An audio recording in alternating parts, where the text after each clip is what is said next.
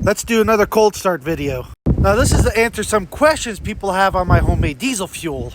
A lot of people ask me, do I get gelled up fuel when it gets really cold out? Like this morning, it's negative 10 degrees. So it's negative 5 down in Scranton. But where I am up in the mountains, I'm normally 5 degrees colder. We also tend to get more snow. So it's negative 10 and it feels like negative 35. Stinky Pete is not plugged in.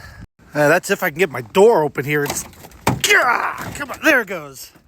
As I was saying before, I don't have it plugged in. If I really wanted to, I could plug it into my power inverter and wait about an hour or two and then start the truck. But I would only do that if it was even colder than it is today. So before I go any further, now during the summer, I normally run Stinky Pete on my regular fuel tank, 90% used motor oil and 10% stale gasoline. During the winter, because oil gets thicker when it gets cold, I usually mix between a 30 to 40% gasoline to 60 to 70% motor oil. If the temperature was going to be like negative 30 degrees, I would mix like a 50% gasoline to 50% used motor oil. That would match the viscosity of diesel almost exactly. So now you know what fuel I'm running during the winter. Now I'm going to show you how I normally start Stinky Pete. These 12-valve Cummins do not have glow plugs. They have what's called intake heaters or grid heaters. Because I did a Cummins swap, I don't have it from the factory, so I installed a button here to do it.